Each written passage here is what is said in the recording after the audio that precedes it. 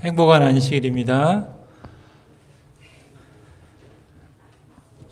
여러분, 요즘 세계적으로 이 한글을 배우려는 열풍이 아주 뜨거운데, 세계 여러 나라 중에서도 이 한글을 제1 외국어로 정한 나라가 있어요. 어느 나라일까요?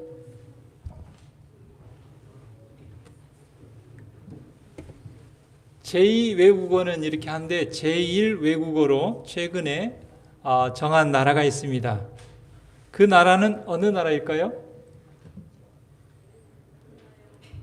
베트남입니다. 베트남. 2019년도에 제2 외국어로 선정을 하고 1년 만에 제1 외국어로 그렇게 했습니다. 참 놀라운 일이죠. 왜 이렇게 베트남에서 이 한국어에 대한, 한글에 대한 열풍이 이렇게 커져가고 있는가? 베트남에서는요, 이 한국어를 할 줄 알면 다른 친구들보다 월급을 2배나 더 받을 수 있다고 합니다. 그래서 대입 수험생을 둔 학부모들이 굉장히 이 한국어과에 자녀들을 보내려고 아주 경쟁이 아주 치열하고, 최근 5년 사이에 법대, 의대 입학 수준까지 그 합격선이 올라갔다고 합니다. 그래서 한국어와 한국학이 굉장히 지금 인기가 있는 전공이라고 합니다. 그런데 그 학부모뿐만 아니라 한류 스타에 열광하는 학생들과 한국 관광객들을 상대로 하는 기업 직원들까지 이 한국어 교육의 필요성을 아주 호소하고 있습니다. 이 한국어 교육 과정 운영 대학이 베트남에 32곳이 있고요. 한국어 전공자가 2020년 10월 기준으로 16,000명이 있고, 중고교에서 한국어를 선택하는 학생이 1,500여 명에 이른다고 합니다. 그래서 베트남에서 하는 그 우리로 말하면 그 수능 외국어 선택 과목으로 최근에 이 한국어가 이렇게 선정이 되었습니다.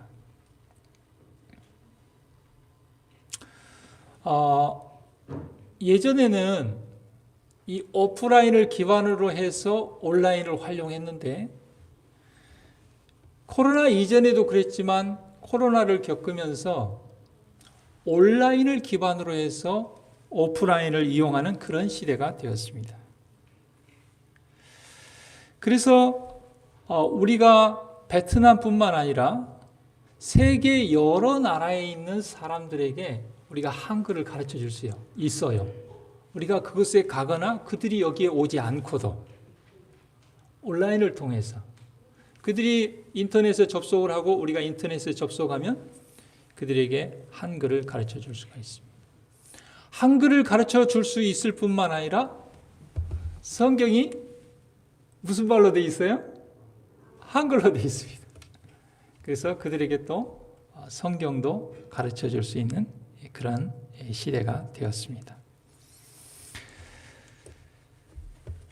지금 우리나라에도 그 외국인들이, 우리나라에 체류해서 살고 있는 외국인들이 200만 명이 넘어가고 있습니다.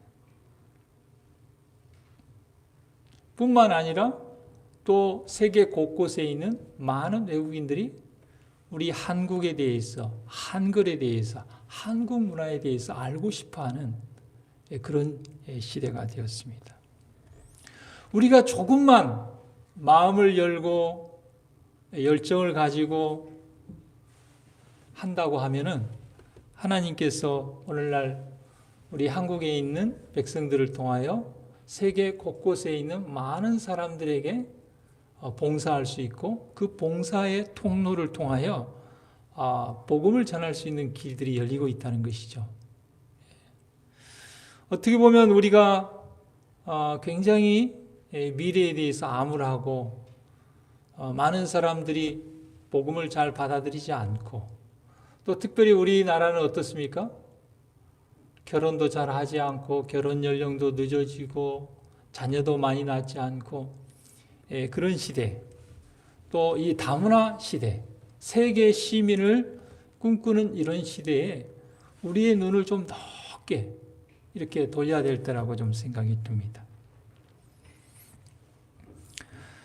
우리 오늘 성경 본문 마가복음 4장 35절부터 5장 20절에 있는 말씀을 보면은요, 예수님께서 이제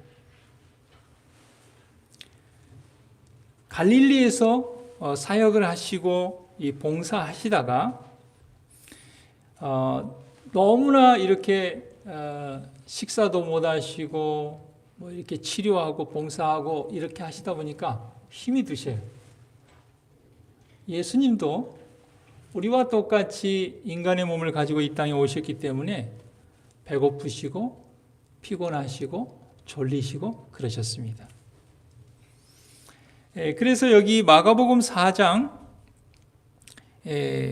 35절에 보면 예수님께서 좀 이 갈릴리에 너무 많은 사람들이 이렇게 몰려오니까 이 갈릴리 호수를 건너가서 저 거라사 그 좀 한가한 곳에 가서 좀 쉬시려고 그렇게 이제 갈릴리 호수를 건너게 됩니다. 그런데 예수님의 제자들은 갈릴리 어부들이었기 때문에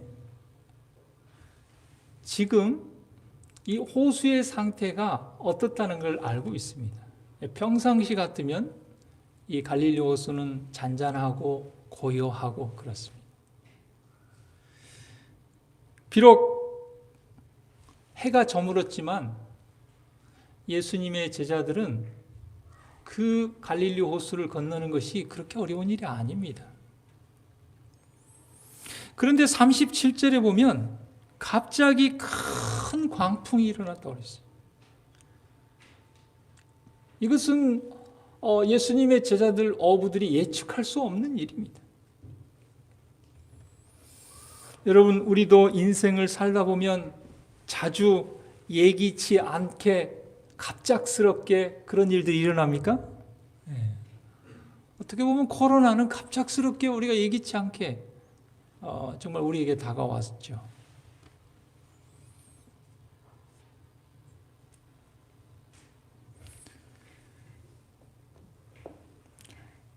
그때 제자들은 어찌할 바를 몰랐습니다. 그들이 유능한 어부였지만 광풍이 뭡니까? 미칠 광자입니다. 바람이 예측할 수 없게 아주 요동하면서 부는 바람. 제자들이 지금까지 살면서 경험해 보지 못했던 그런 그 광풍이 불고 파도가 치고 배에 막 물이 들어오고 물을 퍼내봐야 소용없어요. 아무리 배를 조정이 안 돼. 그래서 배는 점점 물속으로 빨려 들어가는 그런 지경에 놓였습니다. 우리의 인생에 그럴 때가 있습니까? 우리의 인생에도 자주 예기치 않게 정말 갑작스럽게 우리의 인생의 배를 흔드는 그럴 때가 있지 않습니까? 뿐만 아니라 우리의 이 감정을 분노케 하는, 미치게 하는 그런 일들이 있습니까? 그런 일들이 있습니다. 제자들은 자신의 노력으로 아무리 위기를 벗어나려고 했지만 어떻게 할 수 없었습니다. 뿐만 아니라 그들은 광풍과 파도와 싸우면서 예수님이 그 배 안에 같이 있다는 걸 잊어버렸어요.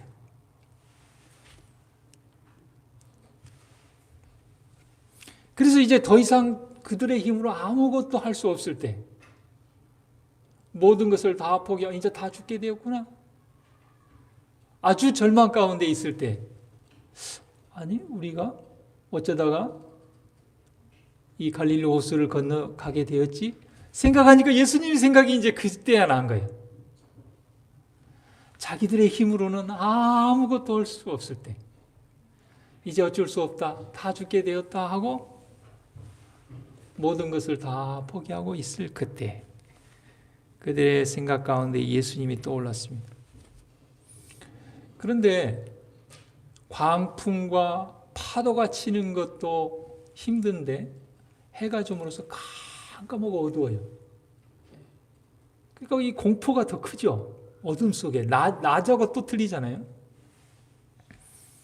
그래서 예수님이 어디 있을까 이렇게 들어 예수님을 찾을 수가 없어요.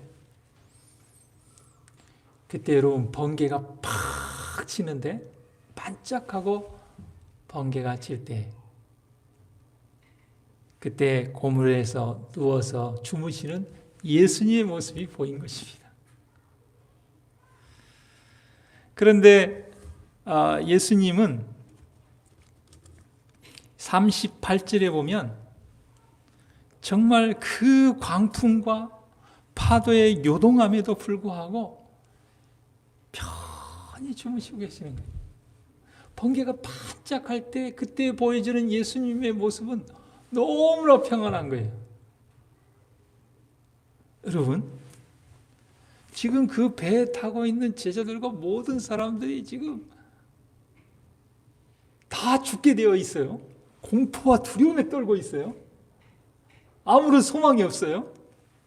그런데 번개가 반짝하면서 그때 예수님의 얼굴 가운데 평안함이 딱 있어요.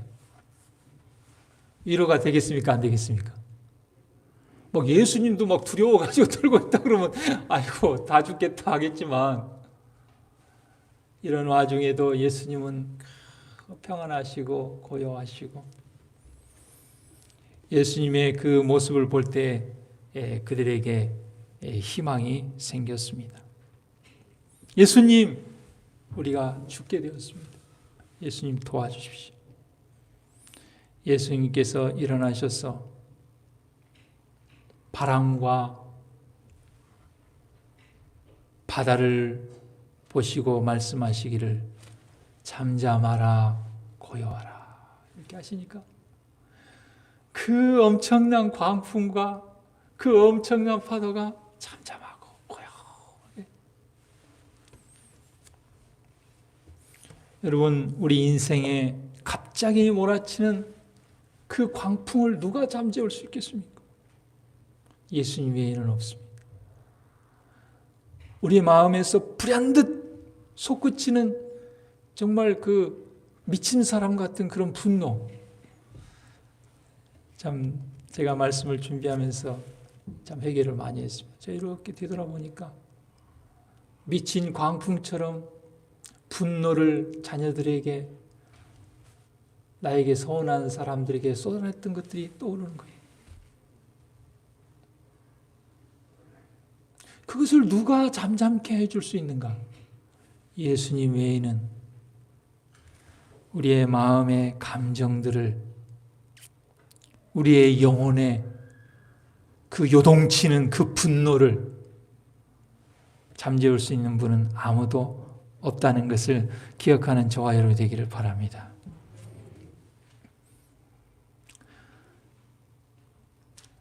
우리가 예수님께서 그 광풍과 파도를 잠잠케 하셨던 그러한 능력을 우리의 생애에서 경험하지 못하는 이유가 무엇인가? 그것은 두려워하며 믿음이 적기 때문에 그랬어요. 그렇다고 그랬습니다. 예수님께서. 어찌하여 두려워하느냐? 믿음이 적은 자들아. 여러분, 그 저녁에 잠 잘 못 주무시는 분들이 있습니까? 제가 이 예수님을 이렇게 보니까 예수님은 참 그 광풍 속에서도 파도 속에서도 잠을 잘 주무셨어요. 어떻게 해서 잠을 잘 주무셨을까? 육체적, 정신적 두 가지 이유가 있는데 첫 번째는 우리가 마가복음 3장 20절에 보면 예수님께서는 식사할 겨를도 없이 그렇게 봉사하셨다고 했어요. 그러니까 예수님은 정말 피곤하게 봉사하시고 정말 밥을 못 먹을 정도로 시장하셨기 때문에 피곤함과 이 빈속에 이렇게 푹 주무칠 수가 있었습니다. 그 다음에 더 중요한 요소는 어떠한 지경에도 하나님을 전적으로 믿고 신뢰하는 믿음이 있었다는 것이죠. 여러분, 우리도 예수님처럼 예수님을 전적으로 믿고 신뢰하며 우리의 모든 인생의 문제를 하나님께 다 맡기고 예수님처럼 이타적이고 무화적인 그런 봉사를 통하여 평안한 쉼이 있게 되기를 간절히 바랍니다.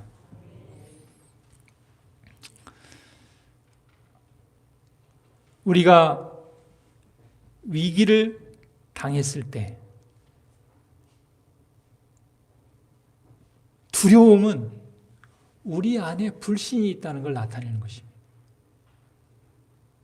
만약에 우리 안에 예수님과 같은 하나님을 전적으로 믿는 믿음이 있었다고 하면 우리는 평안하고 평화로웠을 것입니다.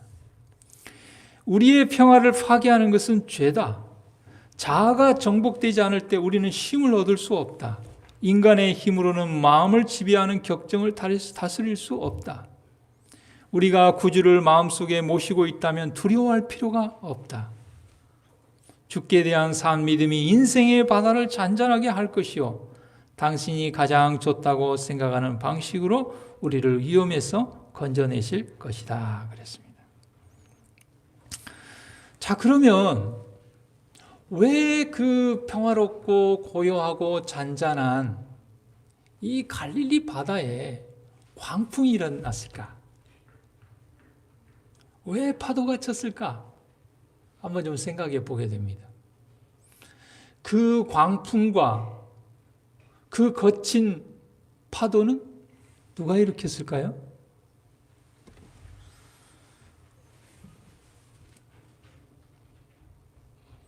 틀림없이 사단이 일으켰을 것입니다. 그러면 사단은 왜 일으켰을까요?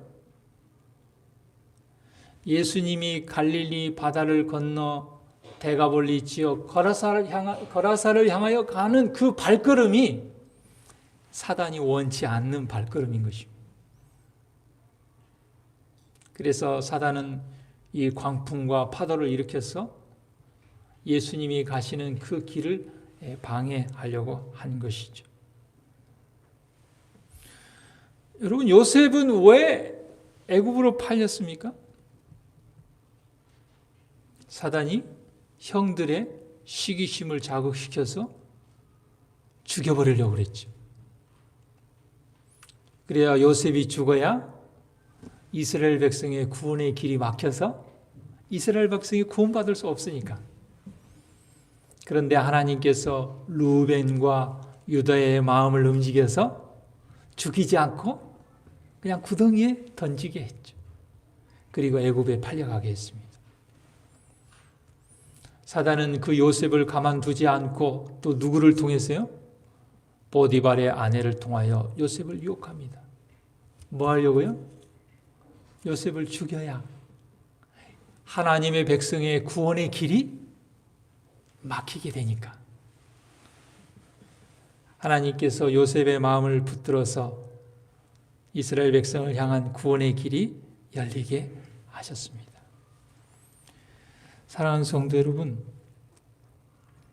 우리가 이렇게 살다 보면, 신앙생활을 하다 보면 우리의 인생에 이러한 광풍과 어려움이 있을 때에 우리의 실수를 통해서 일어나는 경우가 아니라고 하면은 그것은 틀림없이 사단이 우리를 통하여 영혼을 구원해야 되는 그 일을 방해하기 위해서 욥과 같은 그런 시련을, 손실을, 고난을 주고 있다는 것을 기억하고 그 영적인 싸움에 예수 그리스도의 은혜로 승리하는 저와 여러분이 되기를 바랍니다. 우리는 결코 앞으로 전진해야 되지 사단의 방해에 의해서 뒤로 물러나서는 안 되는 것입니다.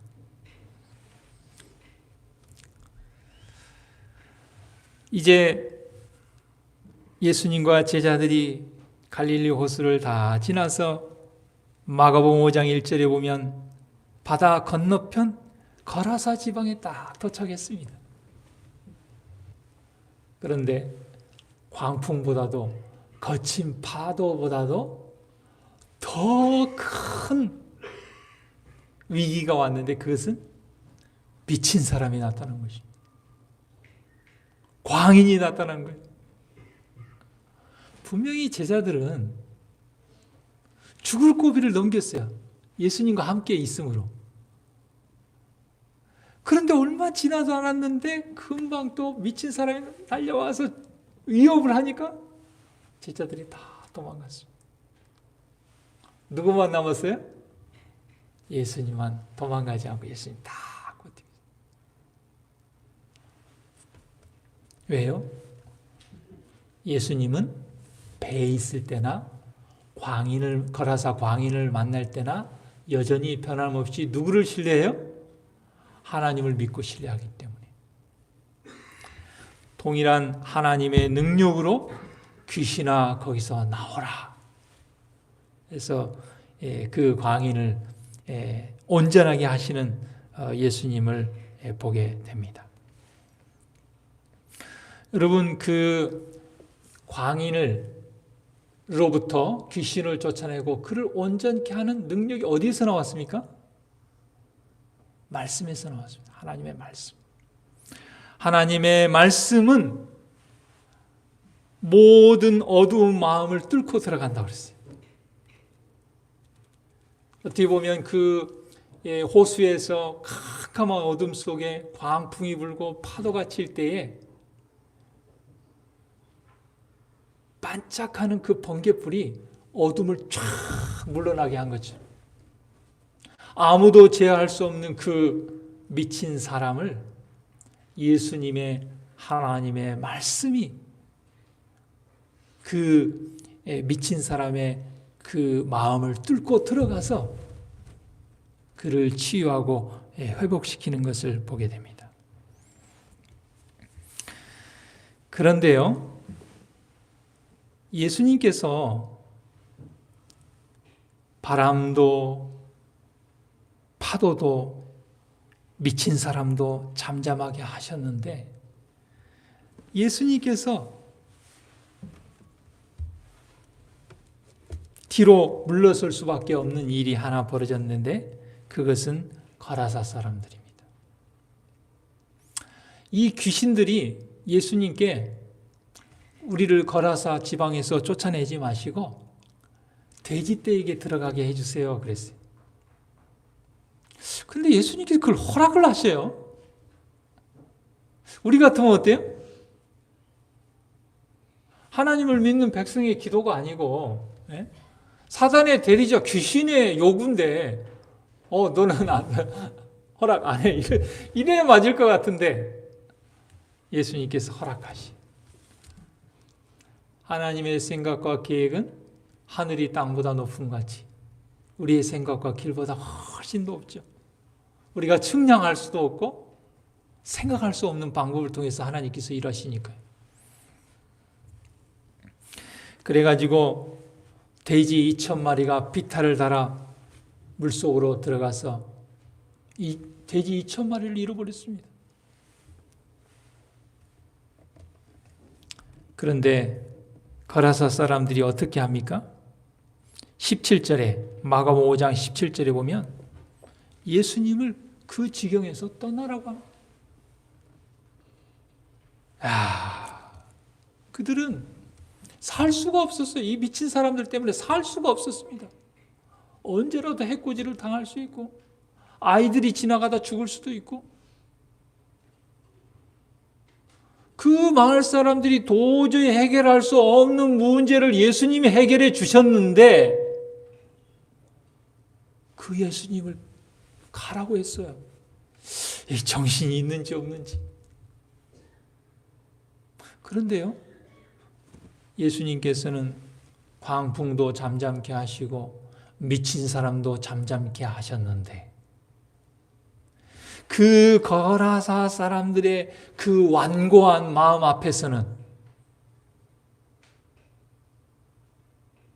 귀신을 다루듯이 광풍을 다루듯이 명령으로 강제로 그렇게 하지 아니하시고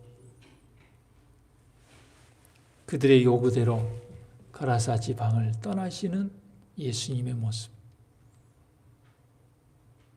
어떠셨을까요? 예수님은 틀림없이 눈물을 머금고 뒤돌아가셨을 것입니다. 내가 너희들을 위해서, 너희들의 구원을 위해서 호수를 건너 죽음을 무릅쓰고 와서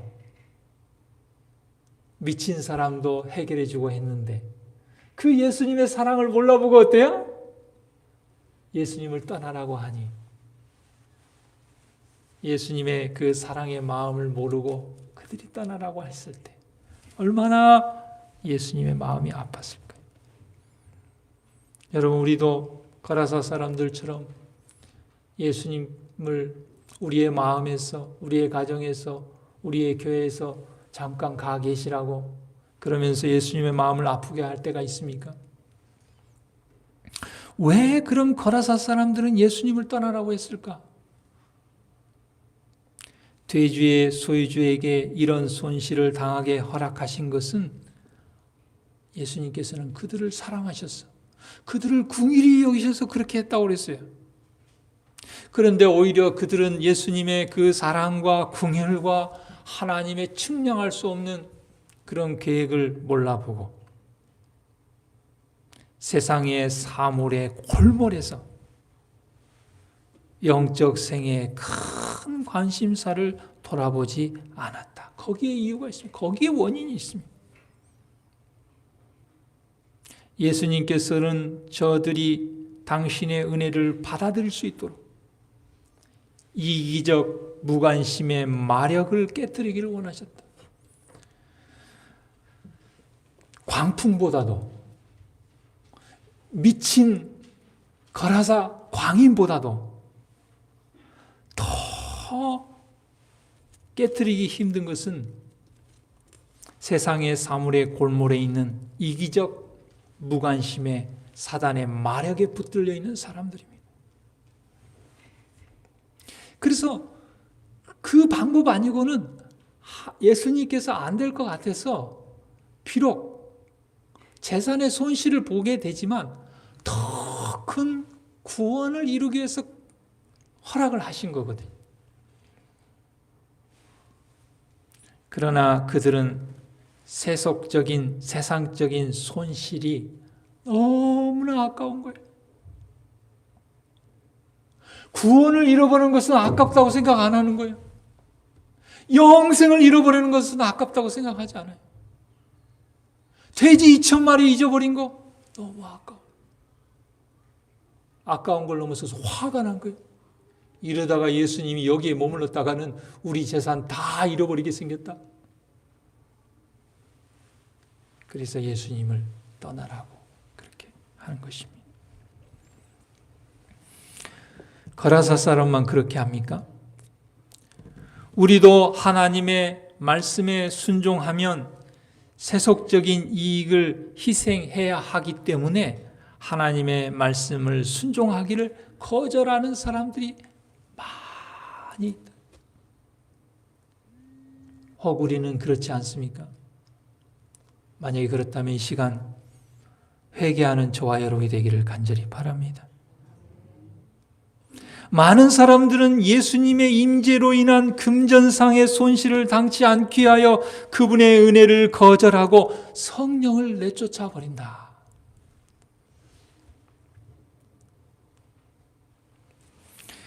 시대의 소망 111쪽에 보면은요, 예수님께서 침례 요한에게 요단강에서 침례를 받으셨잖아요. 근데 침례를 받고 난 뒤에 예수님께서 요단강 그 언덕에 가셔서 간절히 기도를 했어요. 무슨 기도를 하셨을까요, 예수님께서? 예수님께서 이렇게 기도를 하셨습니다.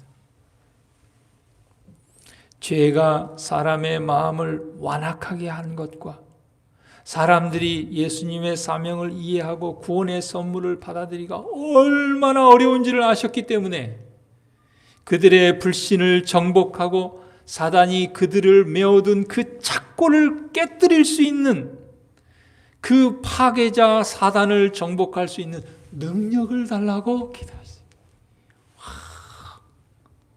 예수님께서 요단강 강가에서 드린 그 기도는 인류의 역사에 있어서 드려졌던 어떤 기도보다도 하나님의 마음을 기쁘게 하는 기도였어요.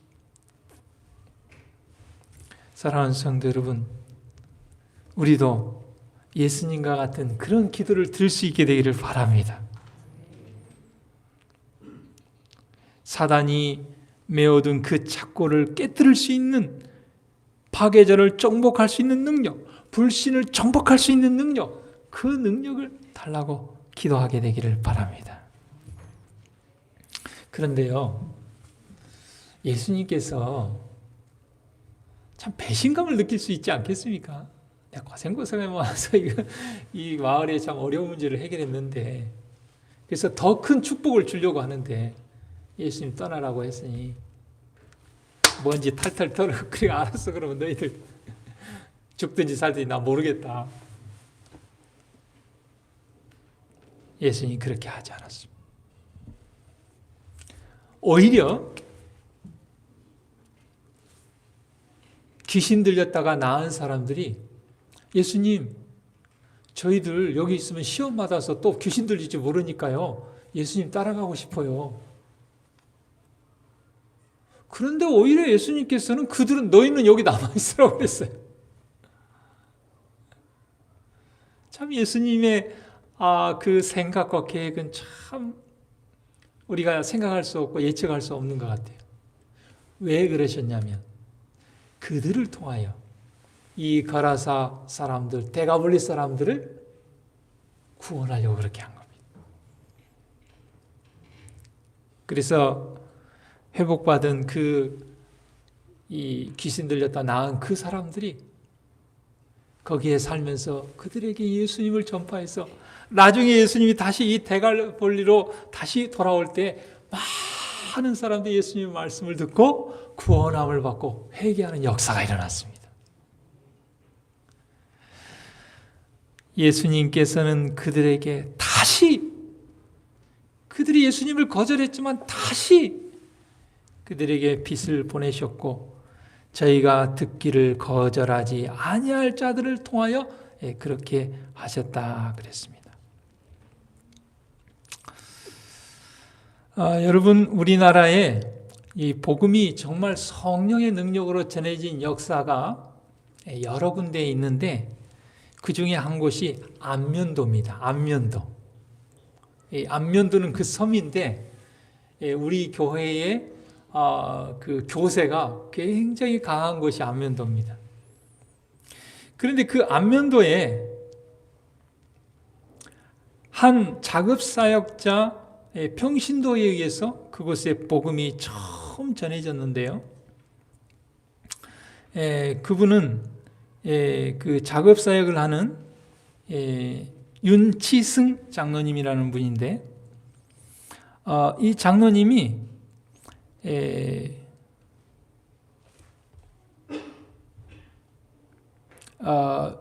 이 안면도에 복음을 전하면서 이렇게 회고를 했습니다.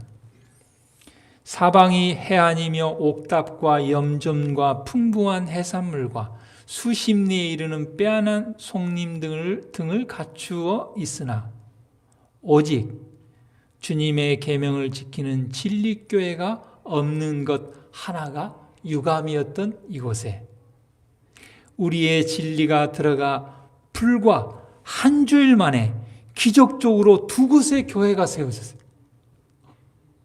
놀랍죠? 그리고 15개월 만에 600명에 달하는 교인들을 얻게 되었으며 1960년 6월 1일부터 7월 6일 36일간의 전도회로 말미암아 300명의 새 신자를 얻어 세 곳의 교회가 세워졌어요. 참으로 놀라운 일이죠.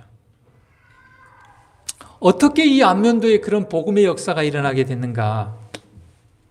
우리 윤치승 장로님은 이 자급 전도사신데 이분이 어느 곳에 가서 사경의 집회를 하는데 감리교의 신자였던 이 한상이라는 성도가 진리를 깨닫고 개혁을 하게 됩니다. 그런데 이 한상희 성도는 안면도에 여동생이 하나 살고 있는데 늘 그 여동생의 구원을 원했어요. 그래서 자주 안면도에 가서 방문을 가고 거기 가서 조카들에게 성경을 가르치고 이렇게 했는데 한 번은 이 윤치승 장로님을 모시고 안면도에 이제 복음을 전하러 들어가는 것입니다. 근데 그 당시에 1950년, 60년 되니까 교통이 발달하지 않아요. 그래가지고 안면도를 가는데 일주일이 걸리는 것입니다. 그때 장로님의 나이 67세. 67세. 고령에도 불구하고 하나님의 성령께서 가라고 하시니 간 것입니다. 그 한 영혼의 구원을 위해서.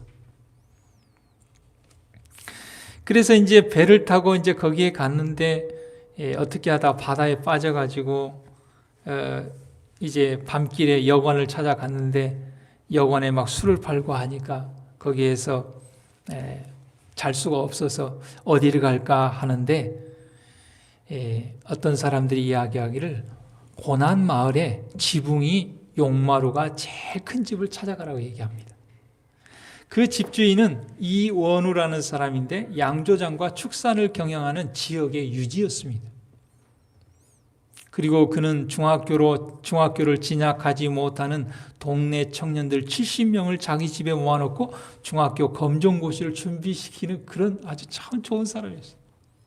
그 집에 간 것입니다. 그래서 그 집에 하룻밤을 머물면서 당신들은 여기 어떻게 왔어? 그러니까 이 안면도의 주민들의 행복한 삶으로 인도하기 위하여 재림신앙을 소개하기 위해서 왔습니다. 그렇게 하니까 이제 하룻밤을 자고 떠나려고 하는데 주인이 떠나기 전에 좀 그 가르침을 여기에서 좀 주고 가라고 그렇게 얘기합니다.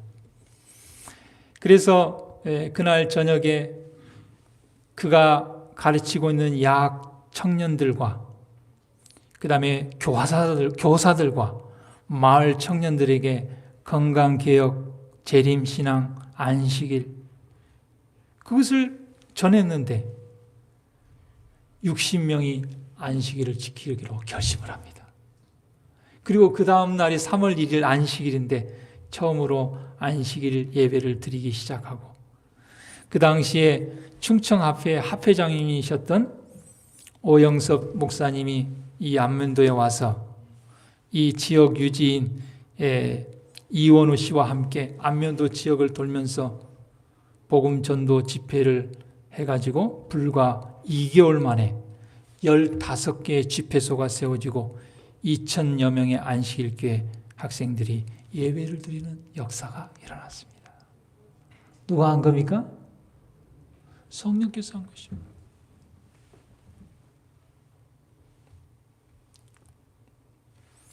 교회 증언 9권 189페이지에 하나님께서 이렇게 말씀하셨습니다. 만일 우리가 하나님 앞에서 우리 자신을 겸손하게 하고 친절하고 예모가 있고 부드러운 마음과 동정심을 갖는 자들이 될 것 같으면 오늘날 한 사람밖에 없는 곳에 진리로 돌아오는 자가 100명이 있게 될 것이다. 옛날에만 그렇다고요?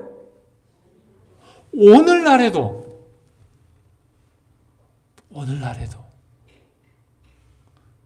여러분 하나님의 말씀의 능력은 어두움도 뚫고 갈 수 있고 이기적 무관심의 말에게 붙들려 있는 그 사람의 마음도 뚫고 들어갈 수 있어요. 하나님의 말씀은 어떻습니까?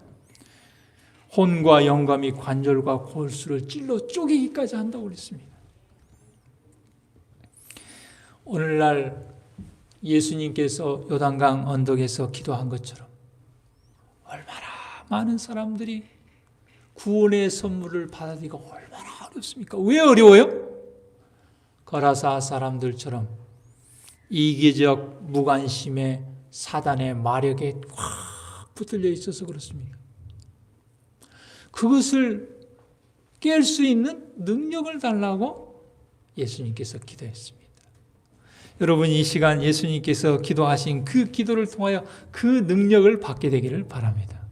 그러면 그 능력이란 무엇인가? 조금 전에 얘기한 5가지입니다. 겸손한 마음. 여러분, 겸손은 이게 겸손이 아닙니다. 겸손은 일주일을 걸어서 간다 할지라도 가라 하면 가는 것이 겸손입니다. 하나님께서 말씀으로 말씀하시면 그 말씀에 순종, 그게 겸손입니다. 2번째는 친절한 거예요. 여러분, 친절한 거. 친절한 것은요, 우리의 마음에 예수님이 있는가 없는가를 증거합니다. 여러분, 우리가 누군가에게 친절하다면 우리 안에 예수님이 있는 것입니다.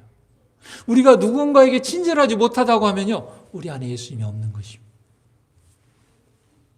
3번째는 예모 있는 것. 함부로 대하지 않는 거예요. 여러분, 우리는 간혹 이렇게 좀 사람이 좀 친해지고 좀 뭐라 그래요? 좀 쉽게 보이면 어때요? 함부로 합니다. 말도 함부로 하고, 약속도 어기고 막 이렇게 함부로 해요. 그건 예모 있는 사람이 아닙니다. 좀 뭐 지위나 있고 뭐 좀 외형적으로 볼 때 좀 뭔 배경이 있고 스펙이 있다고 하면은 이렇게 하고, 그건 예모 아닙니다. 누구라 할지라도. 여러분, 뭐 합회장님이 오시면 예모 있고, 이제 전도사님한테는 그거 예모 아닙니다. 그 예모 아니에요. 그래서 우리에게 능력이 없는 것입니다. 겸손한 사람, 친절한 사람, 예모 있는 사람, 부드러운 마음. 여러분, 부드러운 마음은 어떤 마음입니까? 예수님의 씨 뿌리는 비에 나오는 좋은 땅. 길가밭도 아니고 돌밭도 아니고 가시떨기밭도 아니고 좋은 땅. 그렇죠? 하나님의 말씀에 씨앗이 떨어지면 결실을 이루는 그런 부드러운 마음. 그 다음에 마지막으로 동정심. 동정심은 어떤 마음입니까? 누군가 내 도움을 필요로 하는 사람이 있으면 어떻게든지 도와주고 싶어하는 마음. 하나님을 모르고 구원을 모르는 사람이 있으면 어때요? 그의 구원을 바라고 그의 구원을 위하여 모든 것을 내어놓을 수 있는 그런 마음. 그것이 바로 능력입니다. 겸손과 친절과 예모와 부드러운 마음과 동정심의 능력을 가진 사람이 있는 곳에 진리로 돌아오는 100명이 있겠다고 약속하셨습니다. 사랑하는 성도 여러분, 이 시간에 예수님처럼 그 능력을 구하여 많은 영혼들을 진리 가운데로 돌아오게 하는 구원의 통로가 되는 저와 여러분이 되기를 간절히 바랍니다.